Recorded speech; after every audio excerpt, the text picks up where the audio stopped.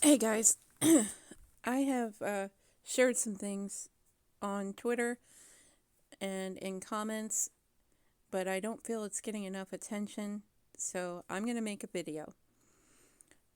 Q was exposed right from the beginning, and yet, evidently, people in the truth movement don't. You guys aren't doing enough research on things to vet them, and there are people who are doing great research. Maybe they don't have a lot of followers, so things aren't being, heard as they should be heard. However, it was. So, along with a video I did years ago regarding Steve uh, Pieczenik, or whatever his name is, where when he first popped on the scene, it was clear that, he came from nowhere. I mean, he should have been glowing to everyone. And I found the only thing I found about him online, even though he listed all these credentials and things or whatever, try to boost his, reputation. The only thing I found was on Wikipedia, and it was an entry that tracked back to an Israeli IP address, you know. And if you guys would do that from the get go, then you wouldn't spend years listening to somebody and then try to have to dig through all of the search entries. By the time you go to search them up years later, there's so much crap you got to weed through that it's hard to find the truth. So it's important to vet things right from the get go so that you don't get led to the slaughter, which is what's happening. So, if you see on the screen here, I have Berkeley School of Information. Now, I'm going to bring up several different websites and documents to show you that what I think has happened to y'all is I think that you have been training AI on how to disrupt the truth movement, how to infiltrate it, and how to seed and direct people elsewhere.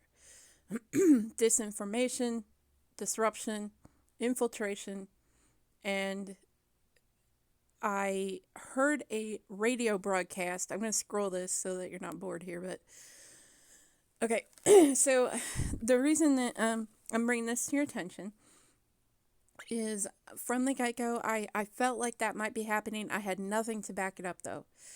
And I heard a radio broadcast from they were interviewing a researcher at Berkeley who he's a folklore, I think he's a professor, researcher, and I cannot find anything online because I wanted to play that for you. And I have spent 2 days trying to find it, and I can't. So if somebody can find that audio, a podcast, the radio website with it, something, I don't know what station it was on, but with the information I'm giving you now, you might be able to further research and find it. Maybe they didn't put it online, but the tone was clear that the researcher clearly was not a conservative. I don't like to label people, hate it, but it was very clear that he was anti all the people that were in the Q movement, and stated that when they used AI to plot and track everything, that they took out, if they took the thread out that was connected to WikiLeaks and the pizza gate, whatever, that everything fell apart. But see, of course it would, because initially that's what people were exposing, was the WikiLeaks information. They were exposing that, so of course it would fall apart. However, he fails to realize that. One second. So, what he is suggesting with their AI is that though he found it unethical, when questioned by the interviewer at the radio station, he said that, well, you could go in and disrupt such conspiracies. Of course, they want to label everything conspiratorial. However, there are conspiracies. A conspiracy is two people, creating this thing they're going to do that's possibly illegal, whatever, but, they exist. It's a thing. Regardless, he said, well, it would be unethical to go in there because and to do these things nefariously or whatever, but yeah, they could be done. And the interviewer said, well, what about if you worked with the FBI, the CIA, the NSA, and different agencies to give them your information with the AI that you built and teach them how to go in there and do such things? And he said that he'd be more than willing to do that he'd be happy to help. I feel like this whole thing possibly could have been built in a way to train AI to do these things. And I will tell you through my research, I also found UCLA working, with this guy. I'm going to show you these different things I found. So here's the Berkeley information. Conspiracy in the time of Corona, an automated pipeline for narrative framework discovery on COVID-19 conspiracy theories, because they're also tying this into what they are calling COVID-19 conspiracy theories. They're disregarding the fact that some of these things are true. Some of these things might be untrue, but people having fears about things, questions about things is something that should be addressed, should not be just discarded and given your authority in your mind up to somebody else to dictate to you what is best for you. That is, you are the only one that has the highest claim over your life and property and knows what's best for you. So anyway, this is clear back in October of 2020. I'm just going to skim through this a little bit here, and you can pause as you want. Okay? Because one of these people that I'm bringing up in the websites I'm going to show you, I'm sure one of them was one of the ones in the interview that I heard on the radio. And it's weird because I honestly don't get out much, and I happen to have a medical appointment, and the reason this is taking me a bit is because of said medical problems I'm having. And on the way, I happened to hear this, and I think there was a reason for that. So, here's the other one, controlling AI. I'll go to the top so you can see. And you can look these things up for yourself, because there's other things you can click within this, more research you can do on your own. But within this, it's saying, like AI can do a lot of specific tasks, even better than humans, right? Okay. Classifying images, all that. Now, while we've made a lot of advances in it, they're like, how far are we from artificial general intelligence, that is AI that matches general human intelligence and capabilities? All right. They forget computers do not have common sense. Computers, I have an IT degree, and we were always taught junk in, junk out. The computer is only as smart as the person programming it, okay? Whatever knowledge and things that a computer can go search and bring to you, it doesn't have common sense, and they can try to recreate it, but, we are going to get dumber, okay? So anyway, it goes on to say things how they want to make sure that they can control it, and they can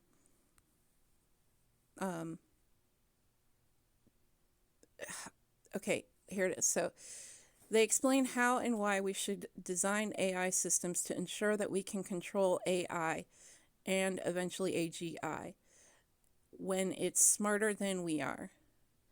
So go ahead and look things up as pray about this, whatever. But this is just dangerous. And even if they have AI, you can't trust it for the reason that somebody's going to be controlling it. That you have to. You can't just set something and let it go because it's gonna screw up. Because there's too many problems. Even with the system, a network, a program, a game, any of it. There has to be a back door so that the system engineer can fix things, can get you back in when you forget your password. It just has to be. So nothing is ever 100% secure. Somebody always has to be above the system. So keep that in mind. Also, if you research AI, the new generation of kind of like operating system thing they got going on with it. I don't know what else to say. I forget the actual word, but the newest generation of it can write code, and also somebody did an interview and they're like, can it lie? And they said, yeah, we programmed it so that it can lie. Well, if it can lie and somebody can control it, and what can you trust with it? You really can't. So while computers can be a tool, we have to remember that it is a tool. You never want to have your tools rule you or have more control over you than you have over the tools. Let's keep that in mind. But back to the Berkeley folklore and the cultural analysis and the topic of Q. So here is another website where they're doing cultural analysis. They're studying you. They're studying the relationships within the Q phenomenon. I wonder, like I said, if they even created this to begin with. But what they've done is they have taken all the data online that is aggregated from the websites that people go and talk about this stuff on. And they have aggregated that, including list of all the people who were in it, all the contacts they had with people, all of the things they said, who they tagged, all of this. They've got all of it. And that's another thing, you guys. If you're going to talk about things that you may want to consider only, not making everything public, because everything public is public. And people often say, I have nothing to hide. So, why would I care about, privacy, this and that? People, the government can see what I'm doing. I have nothing to hide. I beg to differ. You do have things to hide. If you didn't, and that's not a bad thing. You may talk to somebody in your family about something that's just between you and them. You wouldn't want the other family to hear. It's just a private thing, You wouldn't want your ex to know everything about this. So, there's a lot of stuff. Otherwise, why would you even have a lock on your door or a lock on your car? Why do you have a password on any of your stuff? You do for a reason, because you have the right to privacy. It's a big deal. Here, you can look at this here, okay? Gotta go to the next one. This one, it was just one that came up in one of my searches. I thought it was kind of interesting. The Dilemma of the Disappearing Devil. You can get, by reading what they write, you can kind of get their ideology, their biases. It is not what I would say would be considered conservative. They're clearly progressive and have little value or respect for thoughts from people who are conservative, even though they, their speeches sound grandiose of, giving people, respecting other things, beliefs, thoughts, whatever, but yet at the same time belittle in the way that they speak those who have and hold conservative values. It's very clear in the way they speak, their language, and I'm trying to get to the top so you can see. I thought I was already there, and I apologize. So you can print this or get it in a PDF. This is from,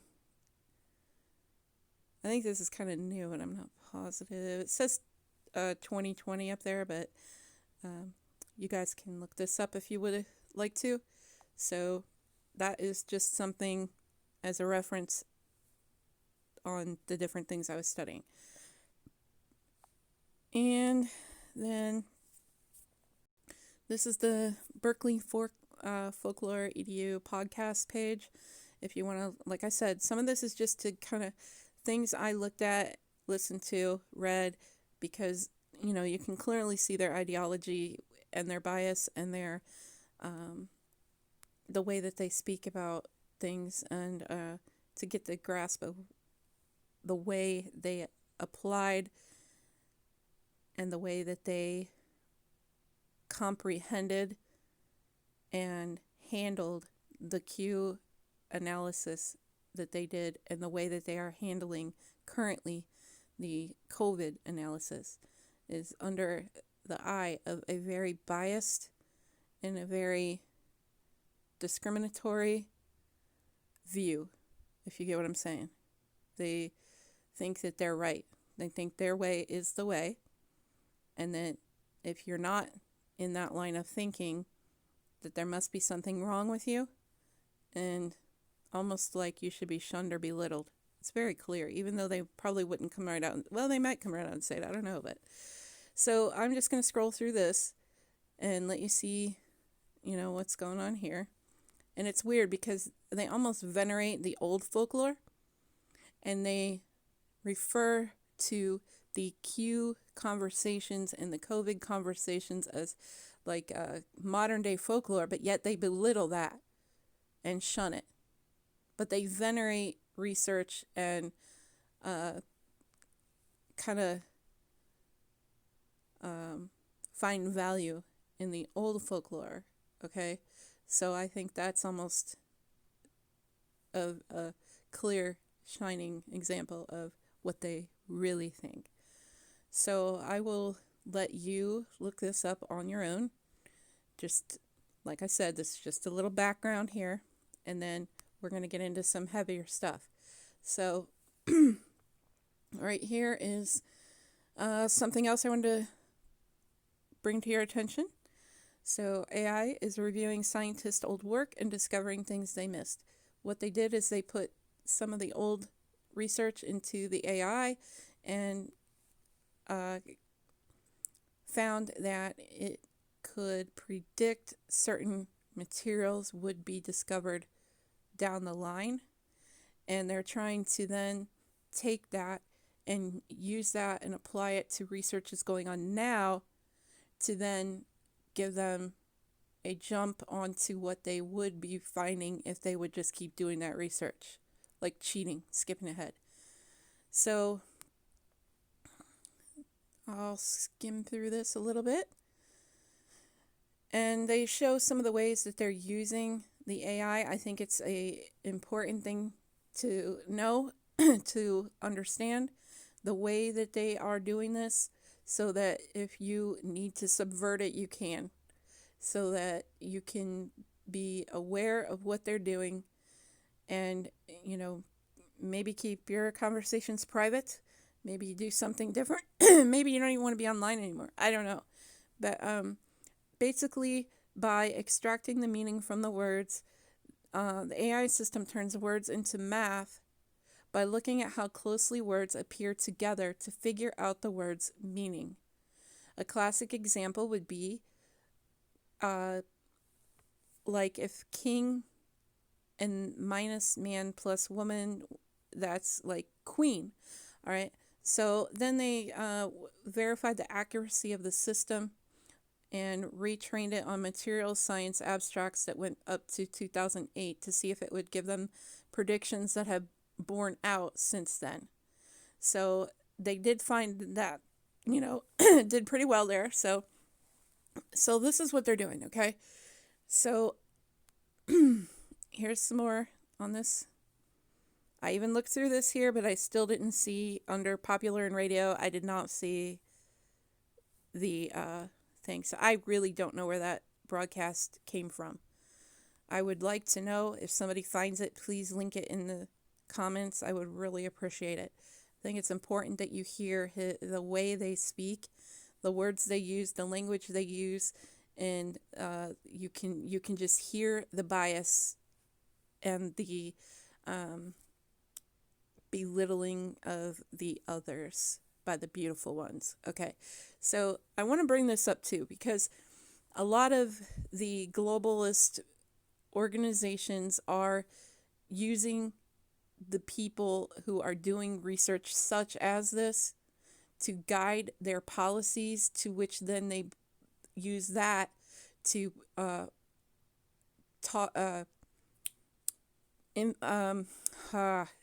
influence our public servants. So then that becomes something that they petition for and lobby for, to go into law, policies, and things that then affect us. It should not be this way. Our public servants should be representing us and our voice. If you think about the way this is happening, which is driving us into a terrible situation, is the fact that the globalists, the organizations, all of the special interests, they fund research that is massaged to the way they want it to be. They then take that research and they fund the media to propagate that everywhere, get it in the public mind, and promote what they want to promote. Then they petition, lobby, and fund PACs, lobbies, organizations to then go after our public servants, our government, and they use the massaged the research, the media that they have crafted themselves, okay? And then now they got the public interest in this. So all the pressure's on. They bring it to our public servants, and they lobby them to enact things like carbon tax, UBI, different things that they want in effect. And if you want to know what the globalists are thinking, you can look up WEF, World Economic Forum, Charles Schwab, The Great Reset, the UN, Bilderberg, Council of Foreign Relations, and see what they're doing, see what kind of things they're lobbying for, and be aware when you see what your public servants are doing. And we need, in my opinion, we need to make PACs and lobbies illegal. We need to make it illegal for our public servants to get money from other people. It just needs to be, because that right there is what they use to blackmail and compromise our public servants. This makes our voice to no effect, and it forces then people to be in the streets protesting just to be heard by the very same people who are paid to represent us. And serving is supposed to be something that is done out of, a humble, voluntary thing, right? But they're making a lot of money while their very own people are suffering. And I really beg to question here is, are they really serving then? Because a servant is not higher than his master, right? So we need to really look at that, because I think that's one angle we can go where we can actually make some sort of difference without having to go to, because if you go lobby these big things, that honestly, they're not going to care. And even if you make a difference there, it's going to be one thing where they got all these tentacles through everywhere. But if we can go and cut the money off right there and disconnect them from our public servants, I feel like there is a chance that we can make a difference in fixing what we're going and dealing with right now. And I know some people are like, status, we don't need it. I understand that, but you have to be in reality of where we are right now. I will say that I believe that we, if you believe in God, that your kingdom is not of this world. Jesus is going to come back and destroy them all anyway. But at the same time, while we're here, we should live in righteousness in all things and stand for that no matter what situation that is. Peaceably living wherever we're at. Every time the followers of Jesus wanted to rebel against Rome, he's like, no, don't do that. Our kingdom isn't of this world. That's, let the dead bury the dead, live peaceably. We may have persecution. We may have these things come our way, but he will be with us. And he'll deal with them. Like, that's his authority to deal with the kingdoms. We're to live peaceably and we're to carry on. Yeah, he never wanted these people to, back in the Old Testament, when they wanted a king, he warned them, you don't, and I'm not saying that if you are against statism and this and that, I'm not saying you're wrong, okay?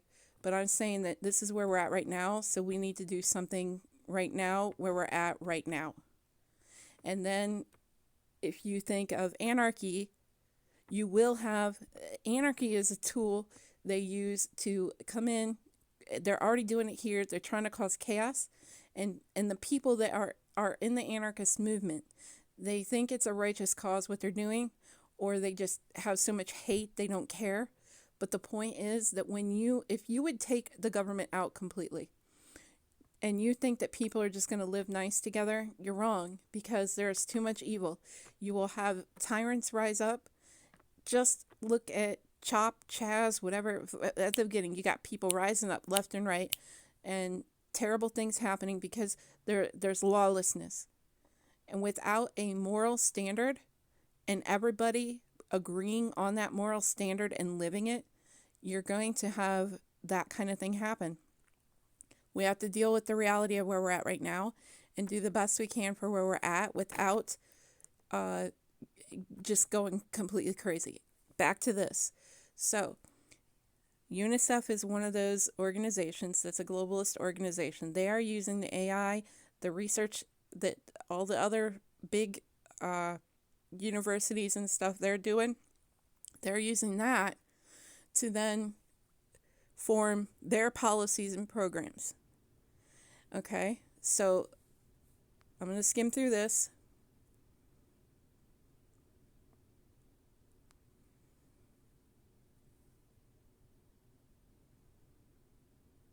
And this is going to affect your family.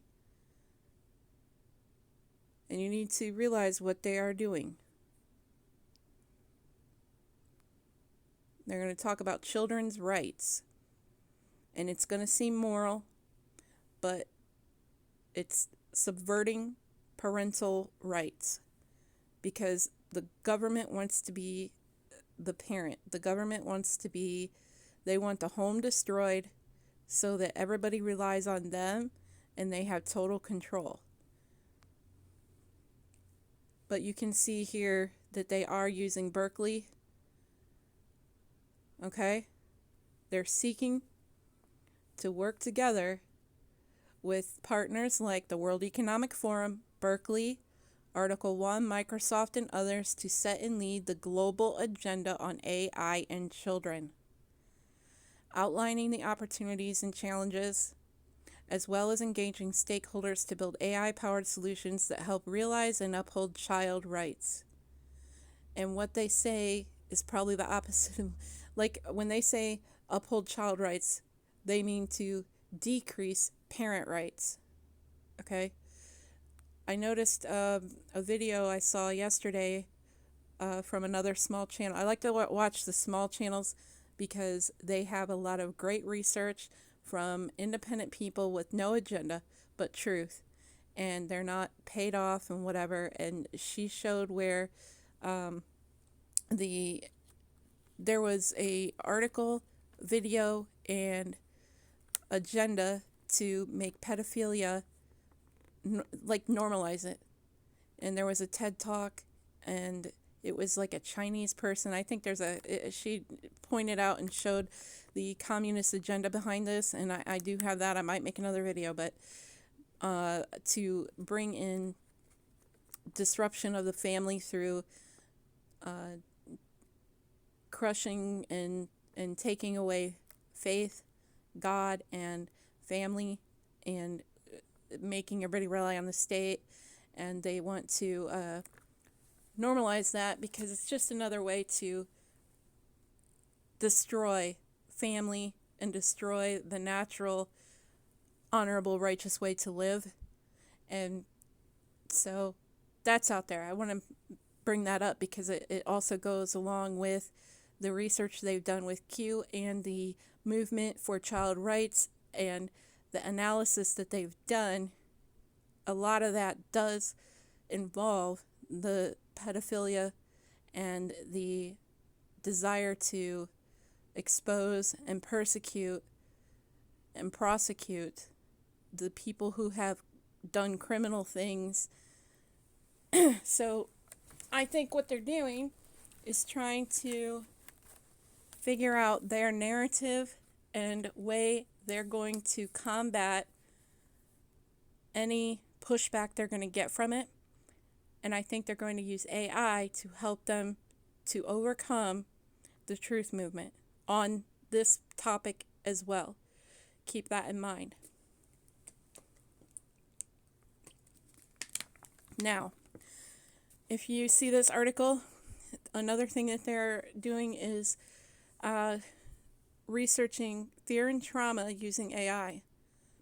I think this is something that they have implemented in the programming of what they have done over the past year with COVID, because most people right now are isolated and fearful. I am not, okay? And I still am struggling with depression and things for other reasons as well, but it pains me to see my fellow man going through what they're going through and not waking up to the truth. That in itself is causing me depression, to be honest with you guys.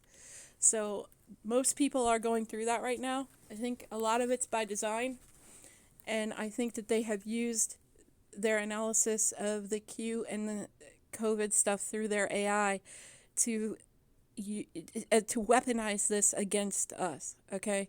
Because then they can bring in the other programs like we've already discussed. They can usher in their savior. They can usher in their saving AI because they've already figured out how we're going to think about it, the things we're going to say, how we're going to do things, and there are 3 conversations ahead of us. So we have lost the narrative thanks to Q. We have lost control of the narrative. We have lost a lot of ground. We've lost a lot of people. There's been division amongst us, and many people are going to be in a sad place when they realize this. I want to say to you, if you have been deceived by Q, that I love you. I still love you, okay? Because none of us is perfect. We all fall short of the glory of God, and that there is still room for you here. Just pick it back up and keep going, soldier, because you may have been deceived, but now that you see, let's carry on, and you've learned your lesson, and get in the Word and get with God and get it going, because we don't have time. They've gained a lot of ground over 4 years.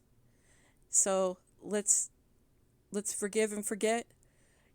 Let's cover our brother's sins, and let's bear one another's burdens, forgive, forget, and move on, because we got to go. We got to keep going.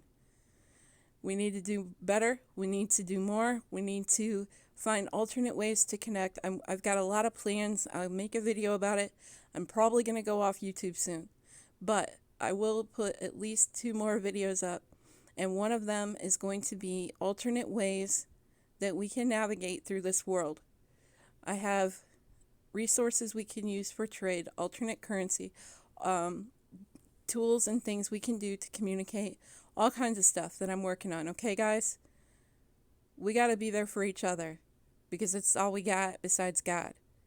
So they are using research in fear and trauma because they always say they're going to do this for a good reason. They're going to research PTSD, try to help people. They're researching the predator attack on prey and the effect of the prey and how it is traumatized later by simple triggers. And the simple triggers affect it. And also, this is a big thing. They want to, I'll give you a little picture here while I'm talking. You're probably bored of that one. I'll leave it on this for a minute in case you guys want to screenshot and read that. But they want to... Okay, let me back up. I don't want to say what they want to do because one of the things we've noticed is a lot of these people are eugenicists. That means depopulation, hence the Georgia Guidestones.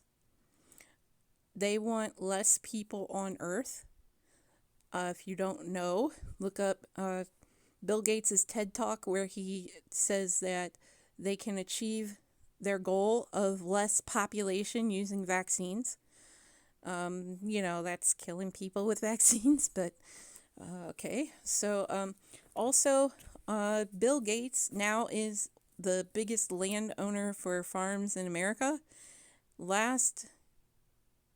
It'd be the summer of 2019, June or July. Bill Gates sprayed chemicals over Texas. You can look it up. It was in the news. Bill Gates has sprayed chemtrails. There's articles where he is talking. They're saying, does Bill Gates really want to darken the sun? Like, stuff like that. But yet, when people were exposing this years ago and exposing chemtrails, they were mocked and ridiculed, belittled, and shunned. But it was actually going on. And it was Bill Gates. I'm sure there's other people. But you can find the article that he sprayed chemicals over Texas. It was June or July of 2019. I share all this stuff I'm telling you about, but yet I don't have a big audience. And the audience I had that was kind of, bigger, I lost my account on Twitter. I got banned when I was advocating for Joe Jorgensen to be included in the presidential debates. So I guess I got too much attention. Heaven forbid we get out of the 2-party curse on America. So they're researching the effects of fear on animals and the fact that those animals who lived in fear or had been exposed or a fearful environment, they have less children and they care for them. Their quality of care is decreased or could be. Like, basically, I think that one thing they're trying to do is get people to have less children, which is why on my Twitter, I tell everybody, rebel the New World Order, be fruitful and multiply, have lots of babies, get busy, boys, honor and cherish your partner, live righteously and honorably, and treat your spouse with the same, and teach your children the same, and have lots of babies. And that is one of the biggest things you can do to fight the New World Order, okay? Because they want us living in fear, not reproducing. They're putting chemicals in our food and our water and, trying to put us in an environment of fear that we do not multiply. And they want to invade us with other, cultures and stuff. They want to dilute our culture. It's weird because a lot of these people, they share our culture. They're like self-hating and they're so old. Like, why do we have these old dusty people like ruling us? That's messed up. So, come on, kids, get with it. So, the trickle down effects of fear on wild animals, right here it tells you, okay? And fear of predators can severely impact the prey's ability to feed and to successfully produce offspring, which can ultimately affect entire populations and ecosystems. Consider that as your community. Consider that as your workplace, your family, your extended family. Okay, that's something that they can use AI for based on what they have learned from all these things put together. And the fact they're working with the globalist organizations to form policies, laws, procedures, everything. Okay? It trickles down to your community and the effects that you feel. Put that out in reality,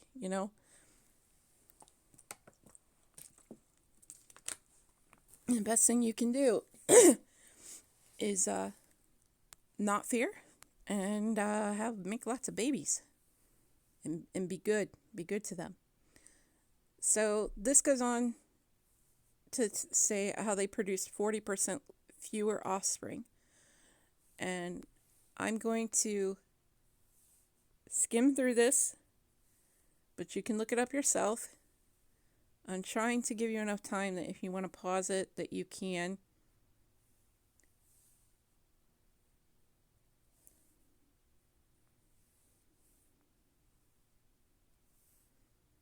And note that the mechanism involves small, non-coding RNA that acts like puppeteers to orchestrate how genes are expressed. We're talking about a phenomenon called epigenetics. These RNA are what are allowing the genes to be either read a lot or to actually not be read at all. They observe changes in the RNA being passed down through the sperm, so the mice inherit the fear response of their fathers. Now, what's in the vaccine?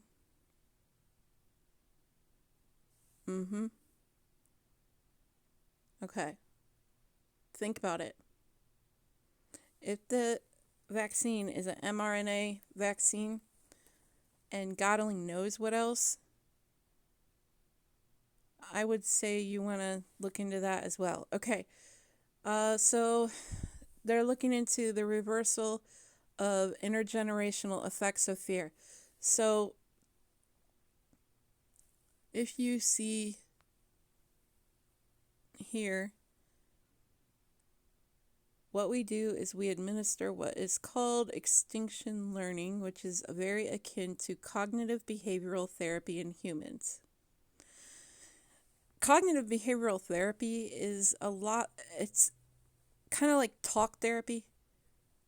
And it's important that we need to be there for each other to listen and talk each other through things, pray with each other, and help each other to, find Bible verses that help, find different, like Psalms, Proverbs, the whole Bible. You should be reading everything, man. I'm telling you. But the thing is that God's word is life. Our soul is starving for his word, and our soul needs fed. Okay, we need to talk to one another and help each other, because that helps our cognitive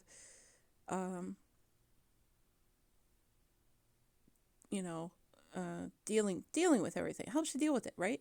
So that's like what they're saying here, is that the cognitive behavior therapy is similar. Mice previously trained to associate foot shocks with a certain smell are, by repetition, taught to develop a new, more benign association to the same smell. So even though you might have fear of something,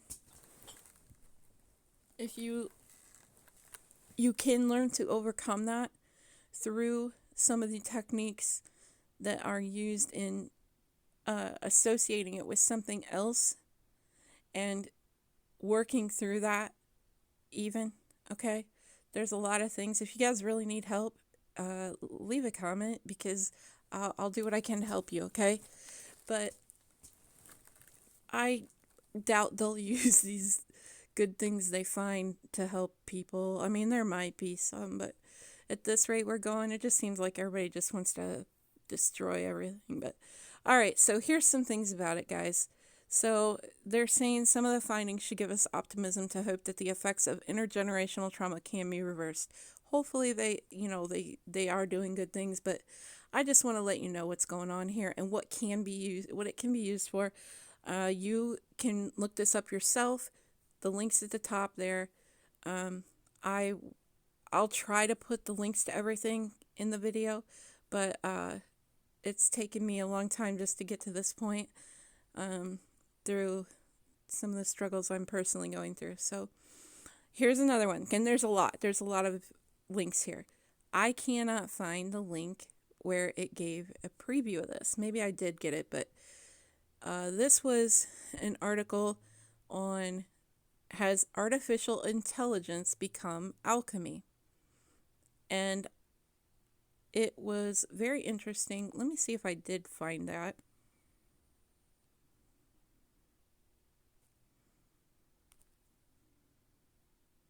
I think I did. Yes. Okay. Sorry, guys. So this is very interesting because some people think AI is similar to things that we were told to stay away from, like I'm going to say witchcraft, but okay, as a IT specialist, whatever you want to say, I've got experience in coding. When years ago when I was coding, I couldn't. This is okay, by the way, this is from May of 2018, so this is a while ago. I'm going to scroll up. I can't. There we go. Sorry, guys. I'm going to scroll up and I'll leave it where you can do what you want with it there. So when I was learning coding, I was like, this feels like a spell. It feels like I'm writing a spell to a box. Like it was just this weird thing I couldn't shake, and I never shook it. And if you think about it, any program, any operating system, when they first came out with machine learning, when they had the big computer in, at the university, when they were first, the HAL,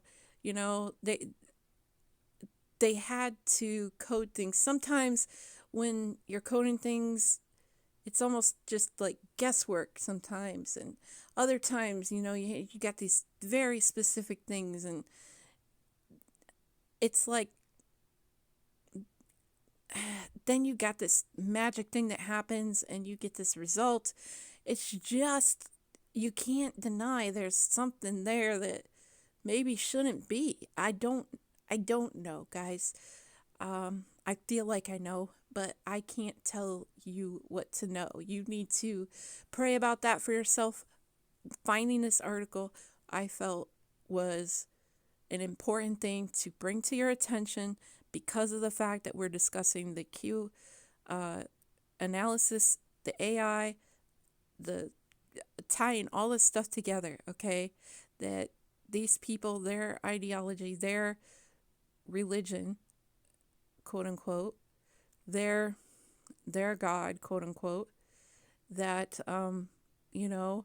we were led to think that coding was really important because the computers were going to turn over at the year 2000, nuclear bombs were going to go out, all this stuff.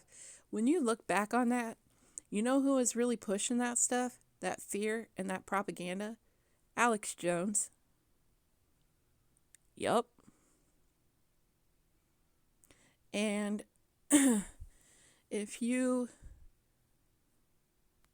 think about the fact that back then, maybe some of us were just getting new into the truth movement and didn't do our research.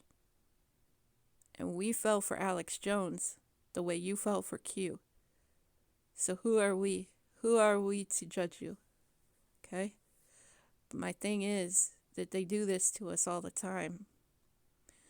And we have to just know that God is the source of all truth and only truth. Anything else. It says, let God be true and every man a liar. So this is the article about it.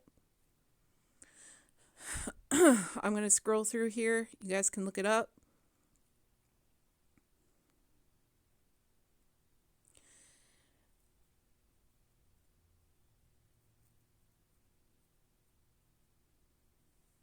Okay, talking about translating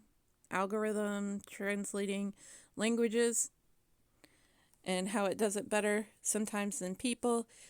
And if you look back at the Tower of Babel, they were all of one language. After after God separated them and separated their languages, they spoke in signs and symbols. And, that's where the origin of the secret societies comes from. It comes from that, Egypt and the way they do their symbols and their pagan beliefs. And so, let's see here. It's interesting that AI can decipher the language possibly better than even people. So it kind of lends some credence to the fact that, there's something a little bit different behind computers, technology, coding, and everything, AI. That there's like a spirit behind it, even though I think that it has to get a little more advanced before it can be fully realized that it's being built right now. The new Babylon is being built right now. And I just want you to see this article, to think about what I'm saying, and to do your own research, come up with your analysis, whatever, between you and God. I don't want to tell you what to do. All right. I'm just putting this stuff out here because it's quite interesting, and it's all leading up to what I'm going to show you in a second. This is just the AI researchers alleging the machine learning is alchemy, May 2018. Let me get back. This is interesting. I found this website in my research because I was looking up the folklore AI researchers at Berkeley and UCLA, and I came across this, and it's folklore.ai, and it looks like it's under development, or somebody just bought it, or I don't know what, but here it sits. This is all it is, and I wanted to show you. Okay, I just wanted to reference that. Like, it doesn't do anything, but there it is. So whatever. This is something I thought was kind of funny and cute. AI can't classify a cat. I don't know if this is true. I don't know, but interesting that it's noted as type of folklore, internet folklore. Okay, now this could be a joke, could be funny, could be true, but here you go. If it's true, hey, you can communicate through maybe cat memes, but I'll just scroll here a little bit. Whoops, I'll get back here. Even a very well-developed machine learning model can't do something as basic as identify a cat with 100% accuracy, teasing the unrealistic worries from people who don't know about the current state of AI development. So it's joking how it, it identified the cat as a dog. Now, I'm sure that's not the case now, but I thought this was kind of funny. So, anyway, there's always a way around things. I want to show you that. Now, this is another thing I want to bring to your attention. This article is from the New York Times, and it is from 2018, May 2018. And what the heck? Check that out. Messed up. All right. So in the window, you'll see the NSA creeping on you. Because, nobody's a targeted individual. That's crazy people. I am kidding. Let's see. Alexa and Siri can hear this hidden command that you can't. Researchers can now send secret audio instructions undetectable to the human ear to Apple's Siri, Amazon's Alexa, and Google's Assistant. Berkeley. Somebody's got to do something about that town. Berkeley, California. Many people have grown accustomed to talking to their smart devices, asking them to read a text, play a song, or set an alarm. But someone else might be secretly talking to them too. Wait a minute. Aren't those conspiracy theorists? Oh, not if you're a researcher. Then it's intellectual. Over the last 2 years, researchers in China and the U.S. have begun demonstrating that they can send hidden commands. Why are they even doing this? That are undetectable to the human ear to Apple Siri, Amazon Alexa, and Google Assistant inside university labs. The researchers have been able to secretly activate the artificial intelligence systems on smartphones, smart speakers, making them dial phone numbers or open websites. In the wrong hands, the technology could be used to unlock doors, wire money, or buy stuff online, simply with music playing over the radio. Think about that. You have your radio on in your house, listening to your music, and it's sending information to your government tracking device, aka the ones I mentioned above, which I don't have, but I'm sure are on my phone, so I won't say them again because I already said them too many times. And doing all kinds of crap. Literally any command. Because they have, almost unlimited commands that you can give them. Think about that a minute.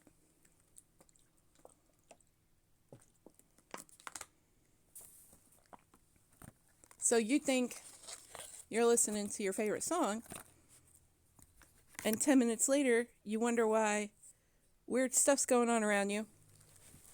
Your bank account's $50 less, or in the negative because you don't have any money to begin with.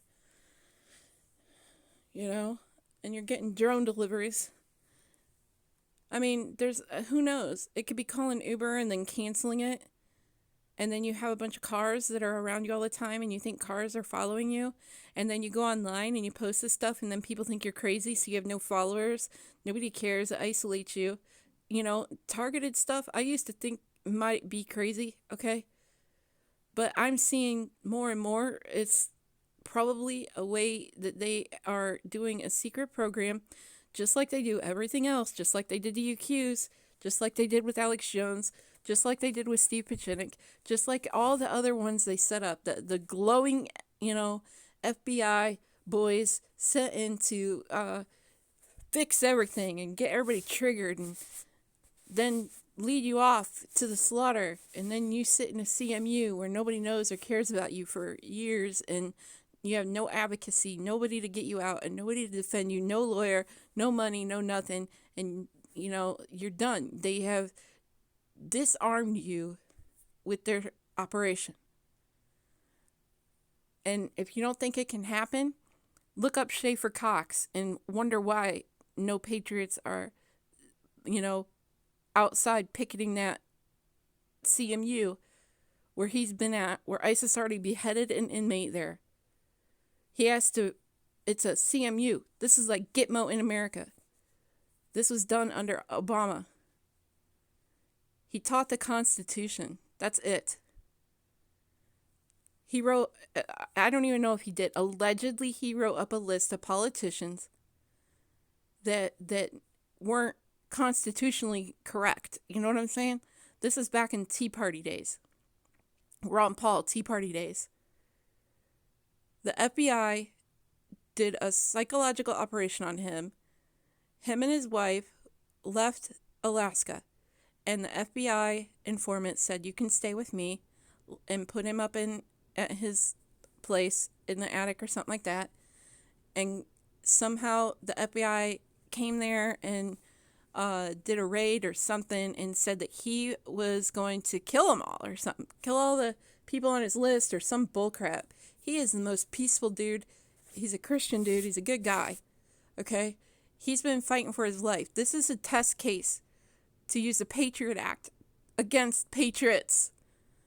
That's why it was put in place. Trump renewed it, guys. Trump renewed it. He could have stopped it. He could have said, I'm not going to renew this. But he renewed that. That was one of our biggest cries. You know? Revoke it. Get it. Destroy it. Get it out of here. This is not American. And people thought Trump was going to do that. But all this other noise came about and people forget. They don't advocate anymore. And when it came up, he renewed it. Nobody paid attention. Just like propaganda. It was made legal in 2016, 2018. Ben Swan has a good video on it on YouTube. Trump didn't stop that. He should have. He could have. You know, it's disgusting. That it's not even... Oh, I'm sorry. Anyway, you guys get it. You guys know. So, Patriot Act. Propaganda's legal. Thanks, Trump. So, I don't know. You think Biden will do it? You think he'll undo those things? Actually, they have a bunch more laws, bills that they're putting out there right now to strengthen the Patriot Act. I'm going to make it stronger against us domestic terrorists.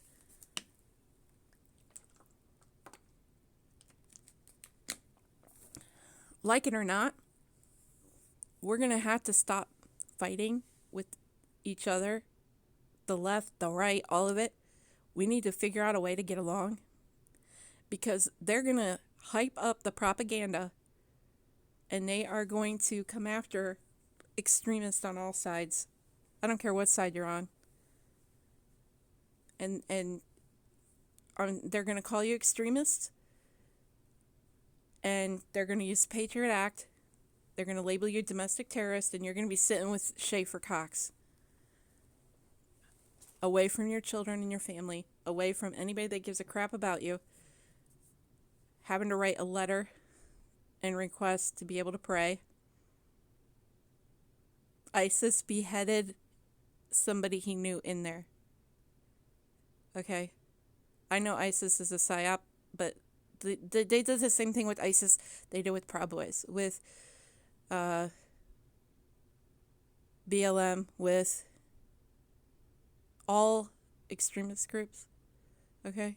With Boogaloo Boys, with Antifa. When those things first come out, I always look up the people that are involved at the very beginning. And a lot of the people that they were naming as Boogaloo Boys or Proud Boys, Antifa, all of it, Their accounts were new. There was not much about them anywhere. I'm not saying you should have stuff, you shouldn't have anything about you anywhere, but if you have an organization and you're actively petitioning the government, you would think there would be things about you somewhere, even if your own club website. Nothing. But then when they're like, oh, anybody can join, you don't even have to be whatever, just do it and take our label, you got it, like just be in it. There's no, like you can just say you're them and you're them type of thing. Well, that's because the whole thing was originally seeded with agents to provocateurs to get you to like honeypot these groups, COINTELPRO, all these terms, but it's just a trick. Because what they want to do is they want to lay out the flypaper and let the patriots come, let the people that think they've got the right way. They're going to do something different. They're going to make some change. Let them go into the trap and then let them grow it. Let them make it something, and then they'll set them up later or keep an eye on them for years. And it's like the worst thing you can do is join anything like this. You know? Decentralized local community action is the best way to do anything. Get connected with your local sheriff. They are your stop between, the Fed and you. If the Fed does unconstitutional stuff, your sheriff's the last stop before your house, I'm not saying that I advocate all the police stuff, or I don't. I'm just saying that's the truth. They are. If you get involved locally, then you can create a local community that is the way it should be. And if we all do that, if we all clean off our front porch, we're going to have a clean world. You know what I'm saying? And I think they're drawing our attention so many other places that we're forgetting our own community. I do see a movement of people really getting involved locally, but I just wanted to stress that because it's important. It's important that we keep our priorities straight. And we know a lot of the things that they're doing are setups. The DC thing, if you think about it, they say, oh, this was Trump, this and that, Trump supporters, and then Trump supporters are freaked out because they got set up. They did. You guys got set up. I told people not to go. I knew it was a setup. And I don't have a big voice, though. And even if I did, it's really not my place to command anybody to do anything. But I wish they wouldn't. I warn people. But I have a little voice, so that's that. But the thing is, they want everybody to be like, it was this person, it was that person. The thing is, if you think about it, America showed up that day. America showed up. Every divided one of us was there. There was libertarians, there was Antifa, there was Black Lives Matter, there were Trump supporters, there were QAnon supporters, regular conservatives, there were citizen journalists, there were First Amendment auditors there. I can prove all this. I have videos because I watch different things from people all over. But they have us so divided in our mind that we can't admit that America was there that day. America's tired of our government walking all over us and not hearing us. And America showed up. But we didn't know what to do because we're so divided. We took pictures and selfies while other people wanted to break things down. And right somewhere in between there is the right response. but they have made us extreme on so many different levels that we're not finding that communication between ourselves. When you communicate with each other, iron sharpens iron as one man sharpens another. And if you're sincere with your community, if you're sincere with the people around you, and you're able to hear what other people are saying in righteous debate, the bad ideas get cut off.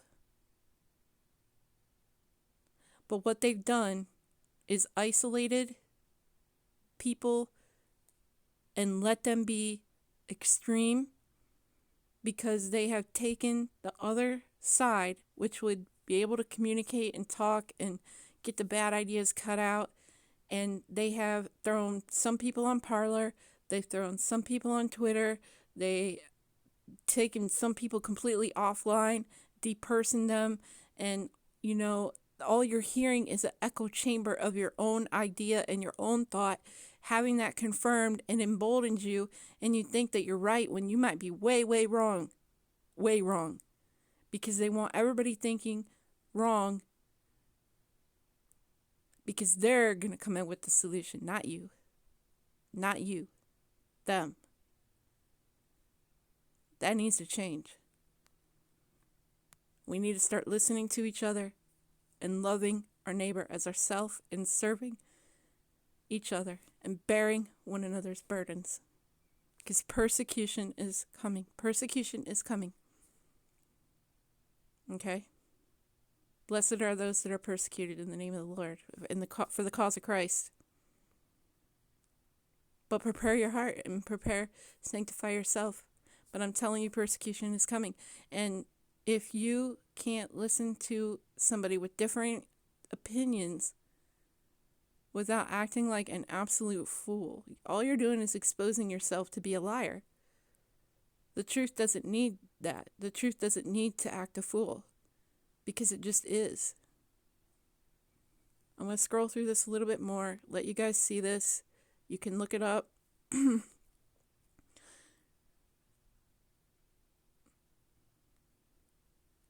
I apologize for length, but I haven't made a video in a very long time, and I've had a lot to say.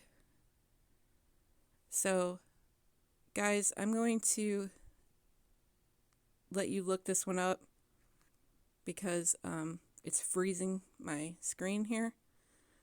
So, okay. New York Times, and that is the article on Alexa and Siri. Now,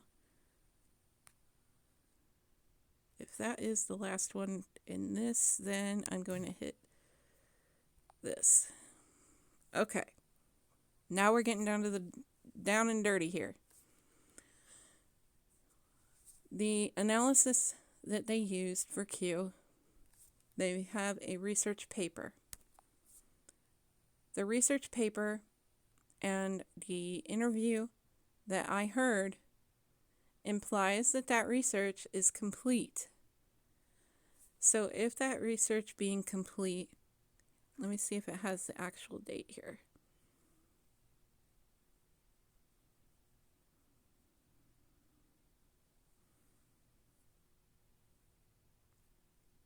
So you can see that it was completed in July of 2019, accepted in April of 2020, and published in June of 2020. Okay? But I think it's interesting that the research from the Pizzagate and QAnon and all that was recently completed, because there's a couple other things I'm going to show you, because this isn't the only thing that they did here. This isn't the only thing. This research paper is not the only thing that they did. This is one thing they did. But the interview that I heard 2 or 3 days ago, so it would have been January 14th, 15th, something like that. think it was the 15th, it implied their research was now complete. It's interesting that Q ended pretty much, okay, dissolved around that time. And I think, apologize, I think that is a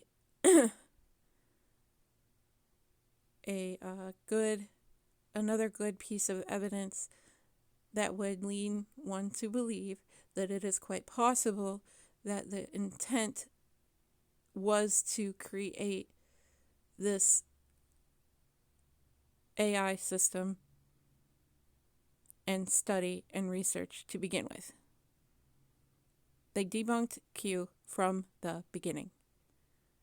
I watched the videos because I saw Q. I saw the first stuff. I was right in there with y'all, okay? And then I noticed something really weird because the IP addresses, the keys, all that stuff were after the first one, the second one, things didn't match up right. And it was exposed by another IT person. They made a video. It had a decent amount of views, like at least 10, 20, 50,000. I don't know. I cannot remember. It was in my list, but my list where I was saving the evidence to disprove or to expose Q, they are deleted.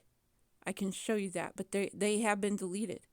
I had another list called like Truth, and I went back because I was going to reference some of it for this video, and it's my playlist is just a scrolling video, like you can scroll through, and it's just a bunch of videos that beside it they're blank, and it beside says deleted, violated terms of service, whatever. They have, they sold us the internet on how, nothing, it's going to save trees.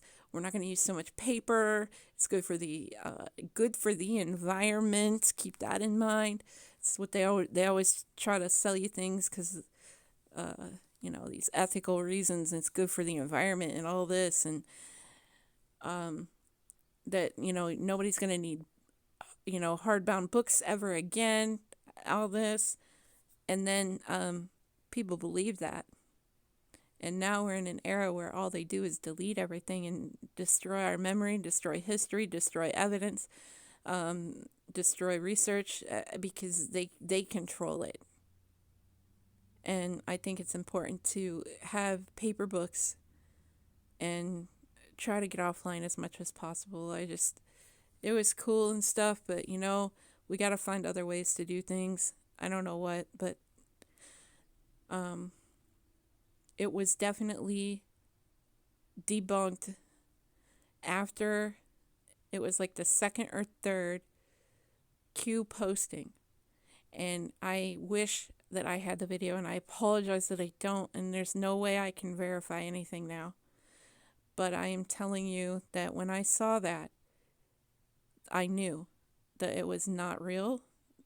Somebody's doing this, but nobody wanted to listen, really. The people that did listen were then called shills or, whatever by the people that were into the Q thing. So I'm just letting you know the truth. It was exposed. It was definitely exposed through technology, whatever you want to say, using the IP addresses, the different keys, the different ways. I can't even remember everything, guys.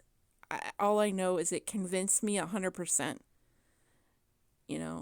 I have an IT degree for whatever that says, but it convinced me 100% that this was fake. So here is the research paper, an automated pipeline for the discovery of conspiracy. So they want to discover conspiracies and conspiracy theory narrative. They want to control the narrative, okay? Frameworks, Bridgegate, Pieczenik, and storytelling on the web. They're using this also to deconstruct all of these types of narratives and also control them and to infiltrate them, and even becoming a part of the conversation to control the narrative. That was what they said in the interview and on some of the things I read and some of the things I showed you. If you research, you'll find it. And also, they have, let me get past the abstract. So this is really small text. I apologize. I will put a link to this in the description. This is a 39-page research paper. So I want you to understand, they took, I don't know if I can, they took your names. Okay, consists of three main components: people, places, things. Okay, you see that there? But I want you to understand, they took your information that was public. If you were in queue, if you were mentioned by somebody in queue, they took your information that you posted and fed it into AI. They have your names. They have your screen names. They have the people that you connected with and tagged. They have the tags you used. All of it. Okay. They graphed it. They fed it into AI. And they put it into different graphs, and like here, Pizzagate Twitter hashtag, which I even used because there's elements of truth in that. However, I question even that.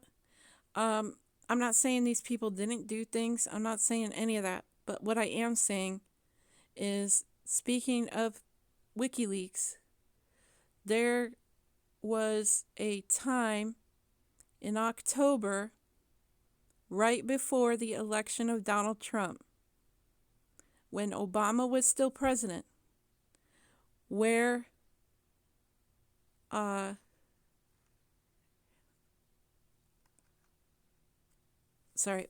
Julian Assange at the embassy, we were watching the embassy. People were keeping updated on it with pictures, videos.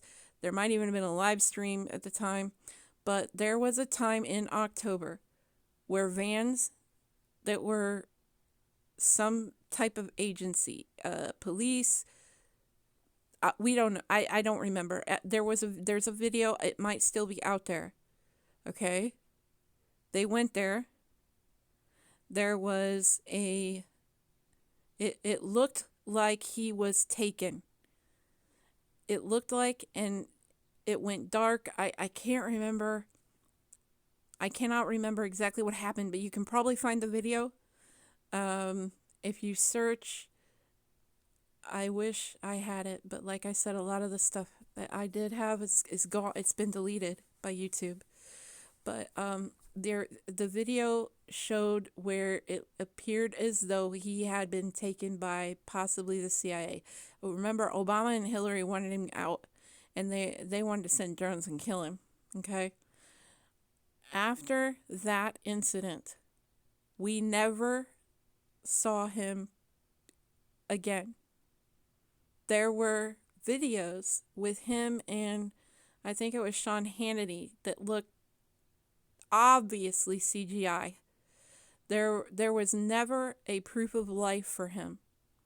After that event, WikiLeaks on Twitter, there was a flurry on Twitter, and it changed. There was a message put out on, it was either 4chan, I don't know, some chan or something. I can't remember, guys. But there was a message put out, and it was from somebody who was there, and they were feared for their life. They were feared the government was going to get them because they had taken Assange. And that they were one of the people, but they can't a lot of those people are anonymous that work with putting that stuff up on WikiLeaks.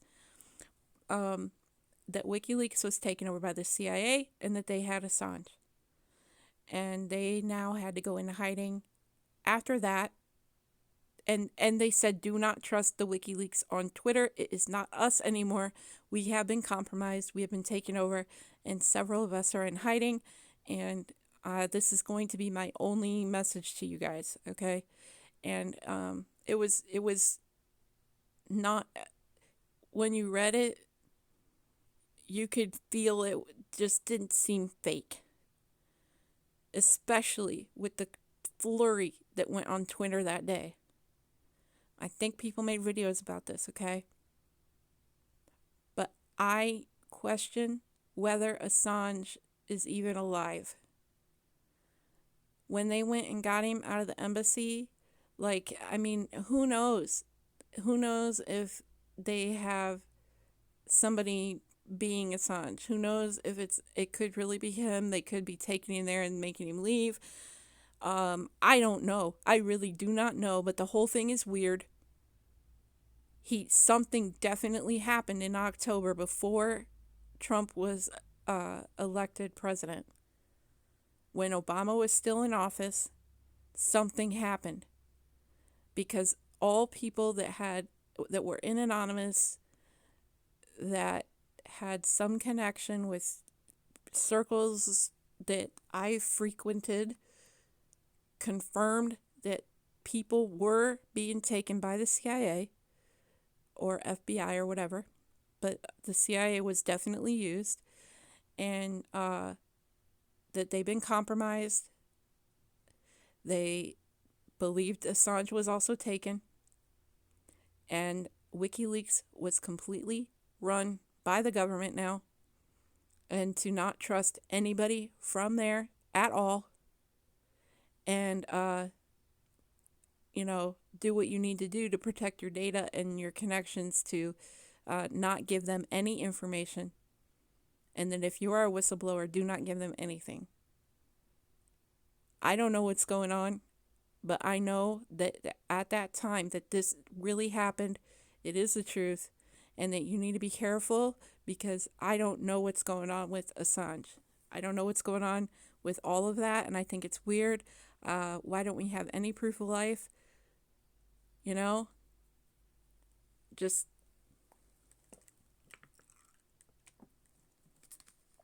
I just don't trust what I see on TV. But regardless, keep this stuff in mind. So they are graphing the narrative model for the generation of post and story fragments. We propose a generative network model in which actants, which are people, places, and objects, are the nodes, and the relationship between pairs and groups of actants are the edges or hyper edges. Now, I will say I think that a lot of the way that they have constructed this stuff is with preconceived ideology and preconceived notions about the people that they are analyzing, and about their ideologies and their perceptions and intentions. Because it becomes very clear when you see what they've done and the way they've done it. If this was done in a way to truly understand the way that a story is put together and understood, and this and that, there wouldn't be such bias in all of this. It would just be to figure it out. But you can see the bias in everything. So let me show you some of the graphs.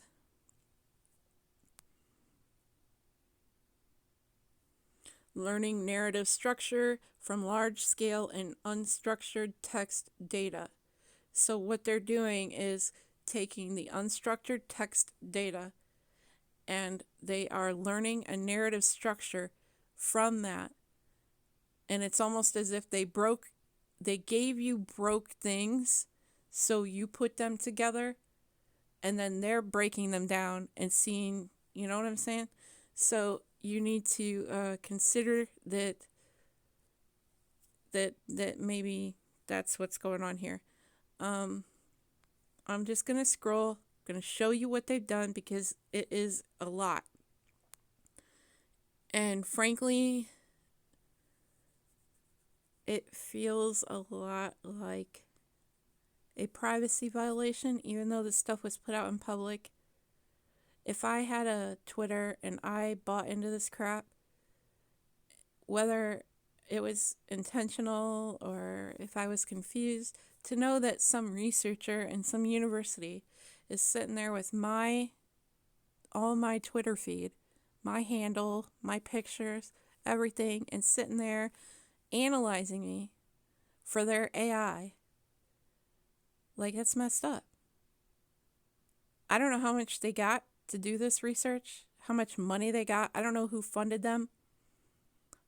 But it would seem like if they're going to take your data, maybe they should at least pay you, okay? Maybe they should do that at least. Maybe they should, at least get your permission. But then they're going to say, well, you put it public, which you did. You did. So, there's that. But they've got a lot of these graphs here. I just want you to see what they've been doing to you. Okay? I'll just give you a link to this because this is really long. Some of the code, limitations, results, relationship.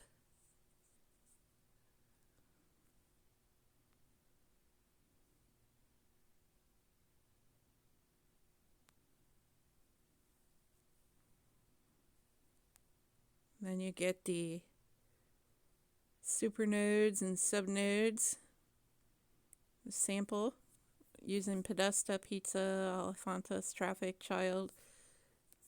It's interesting. Those are the things they've got here, but they do. So, all right.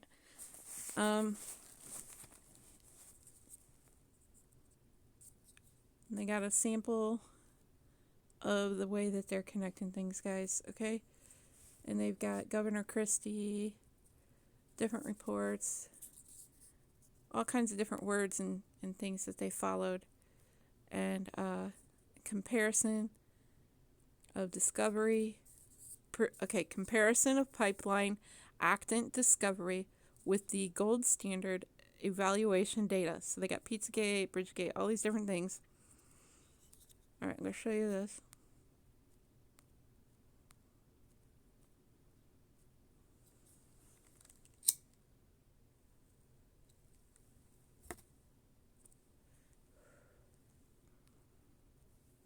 Clinton Foundation. See all these different things I got in here? Satanism, cannibalism, pedophile.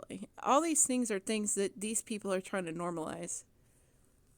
So they want to make you look like a freak for even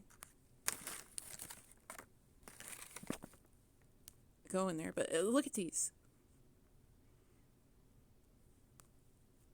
This is like pretty intense here. Just want to give you a little taste of this article. This is the main one that I noticed that they published, and they also tweeted this out. And I found it weird that they're sitting here researching you guys, and a lot of Q people are really big on research, but you totally missed the fact that somebody's watching you and researching you research, and they even, like, this was tweeted out, but it was tweeted out recently, okay? But it's like you missed these people talking about you while you're researching this other stuff. I just thought that was weird. Like, always watch your back. Always watch who's watching you. But anyway, this is just weird, okay? So this is one of their big graphs. This is where they talked in the radio broadcast about the threads. These are the threads they're referring to, these red threads. And they are implying They're like bragging, like, well, the whole thing falls apart if we take out the WikiLeaks thread with the, this and that with Pizzagate and da da da da.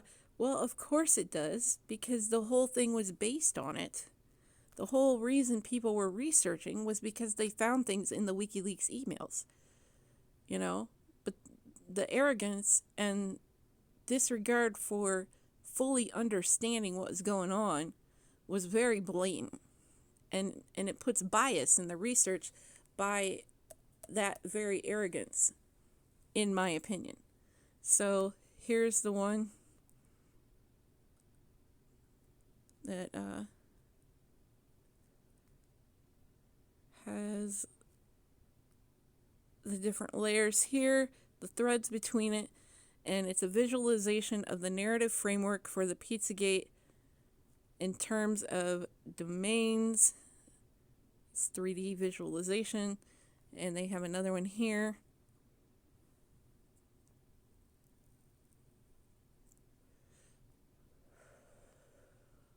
This is a very long article or research paper, and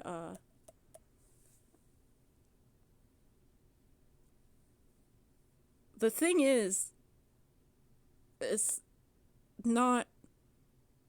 They've done a lot of research and they've plugged this into AI, but it could take anybody like 5 minutes to tell you exactly what they've already researched.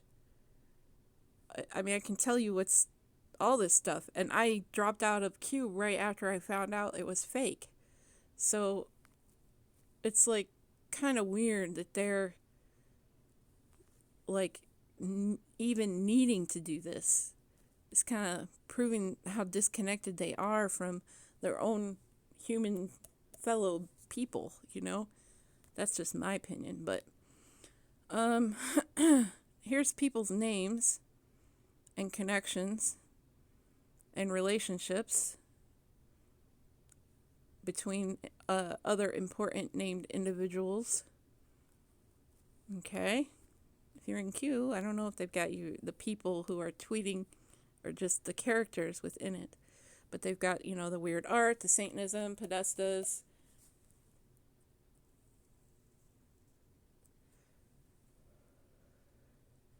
And in their conclusion, they can't even go, the first sentence without bringing up Trump.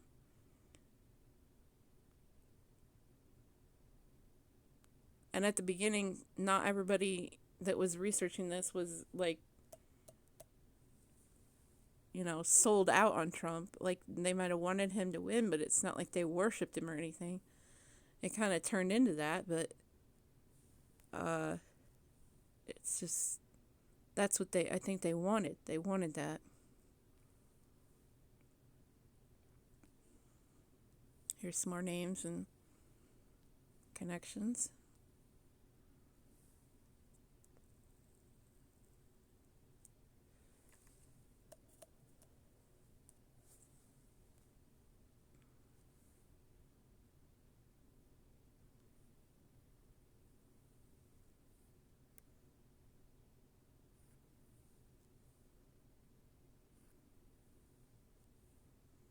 Here's the contributors to the research.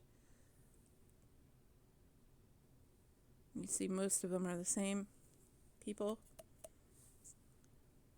And the references.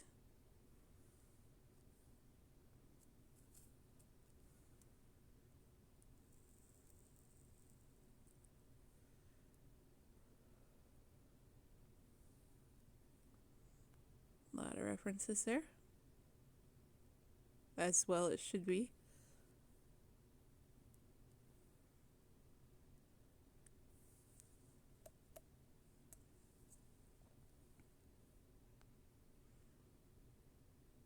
I find it interesting that Bradley Manning, after he was in trouble for his connection with WikiLeaks, and they arrested him, and he was released, and then I think they arrested him again, But when he came out, he was now Chelsea Manning. And I mean no disrespect, but I thought that, that was I can only imagine what he went through and what trauma they put him through. And I think that needed to be noted, because he paid a price for having compassion and a conscience. And it's a terrible thing. Now, this is another thing here. This is a Technology Law Journal, 2019. And this is also something that came up in my search, because I think they're using some other research here. It's kind of hand in hand with what they're doing. And if you notice, just read this here, okay? Secrecy and evasion and police surveillance technology. And I will give you a link to, there's 3 downloads. The one I just showed you, this one, and then another one.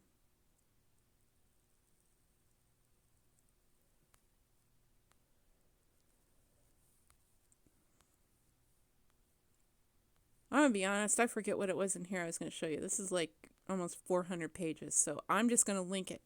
But this came up in my search along with it, and I think that it's important just to have, if you want to research law and technology,